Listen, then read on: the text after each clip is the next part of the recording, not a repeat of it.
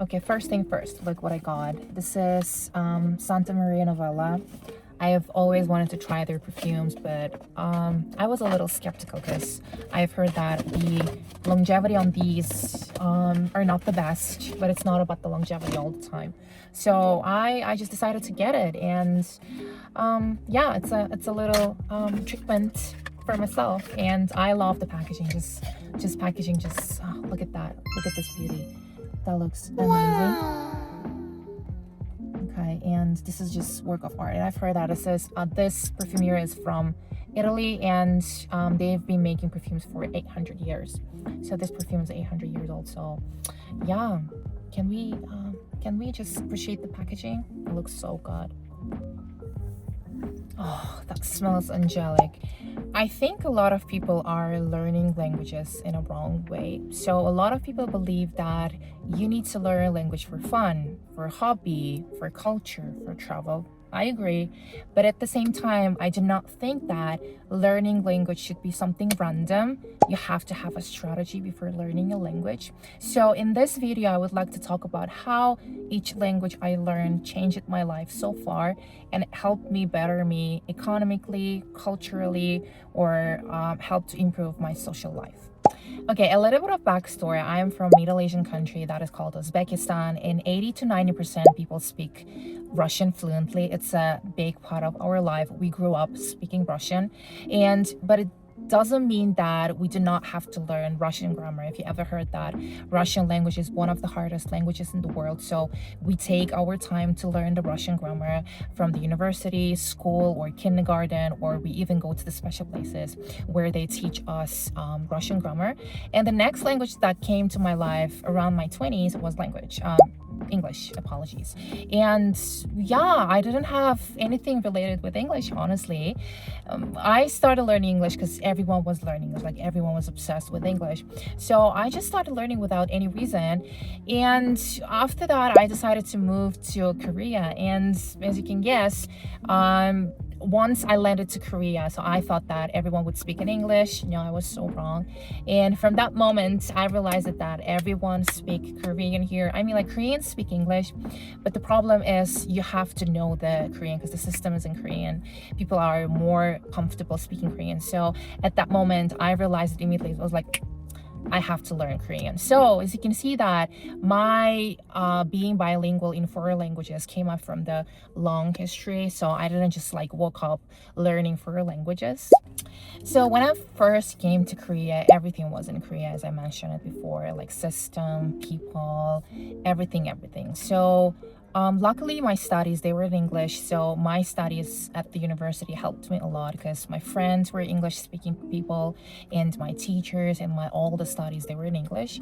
But the immediate thing that I started doing is that, and I'm very thankful to myself that I started doing it. Even I was a student, I've decided to go outside and then get a part-time job in cafe or in restaurant or in the kitchen, so I could just go and then talk to people and then learn English, Korean as soon as possible. And yeah, that time was horrible, but the thing is, the more you fail, the more you feel, I would say that like a horrible, like, I'm a strong believer that you have to suffer. Like, suffering brings into the great things. So I believe that. So I think being nonchalant or just living like fun, happily is a wrong thing. Like, you have to suffer, but the end result is gonna be great. So suffering brings you learning from your mistakes, from your failures. So yeah, that time was very, very hard for me. I just decided to go there, and then I didn't know anything about Korean culture, language, people, but I've just decided and then go there. And then yeah, that was very, very hard for me, but I am very, very thankful. I was very brave at the same time at that time. So yeah, luckily that changed my life. Like, not only working in a part-time job, but at the same time I was trying very hard to make Korean friends, because like when you talk someone and then communicate them, you just learn about their patterns, how they eat, how they talk, how they handle things. So yeah, that suffering and actually made me more comfortable, made me more confident later on. I need some coffee. Okay, but let me tell you one thing. knowing Korean is great, but Korean is gonna keep you inside the Korea. So what really elevated, especially when it comes to work and then office life, is definitely English. So when you only speak in Korean, yes, communication is easier. You know the system better, but the thing is, there are so many global companies here in Korea, and as you know, that Korea doesn't have natural resources, so their resources are people. So people bring business, people bring import and export. As you know, that in this sphere, language is one of the most important thing. So I just became a middle guy between the companies, I mean overseas companies, and the companies that is located in Korea. So knowing that Korean and English, the mix of two languages, that changed my life a lot, especially when it comes to career goals. And then Russian, oh boy. Things changed completely for me when it comes to Russian. At some point, I stepped into very, very, very different sphere, that is engineering. And my studies, let me tell you one thing, was not engineering. So yeah, when it comes to Russian, because suddenly everything changed. I wasn't just using 1 to 2 languages, I was using 3 to 4 languages at the same time. For example, Korean for work, English for technical materials, and Russian for managing Russian projects. And I became someone who would connect easily people and companies, even though they use different language, different backgrounds, different cultures. And let me tell you one thing, this engineering is tough.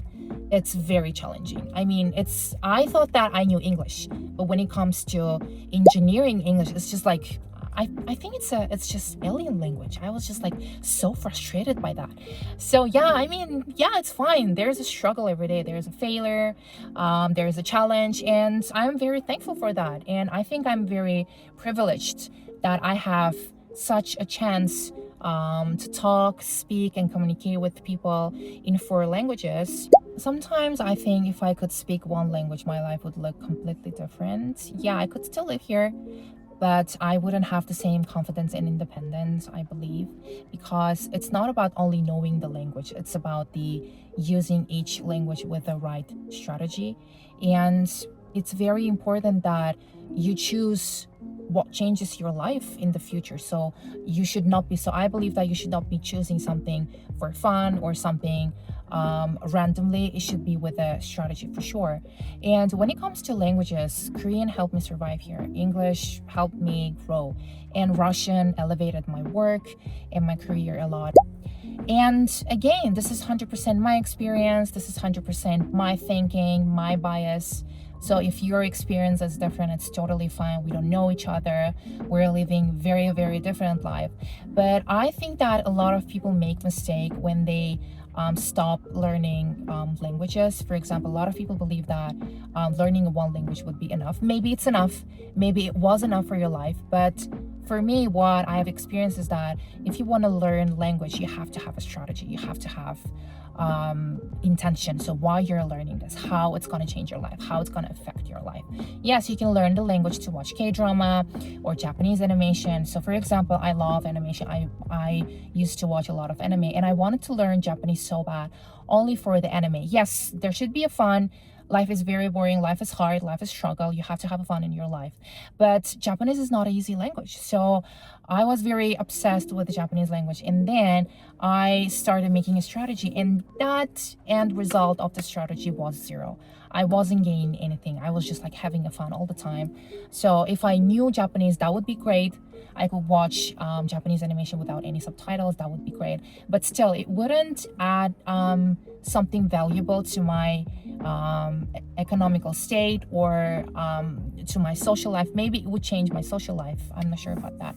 But in terms of money, in terms of financial, I couldn't find anything useful when it comes to Japanese. So what I'm saying is that even if you're learning one language, you have to have a strategy, you have to have an intention, and you have to know that why you're learning the language. And please don't get me wrong, yes, from the very beginning, I was the confused kid. I didn't have the strategy. But if I could go back, There are definitely some things that I would do differently, that I would make a different strategy for some points.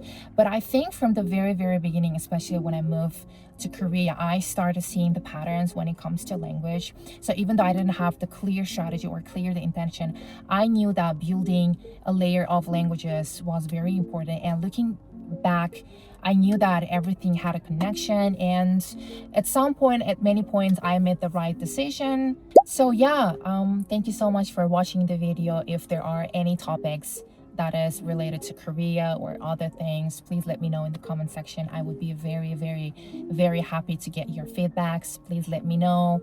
What would you like to know?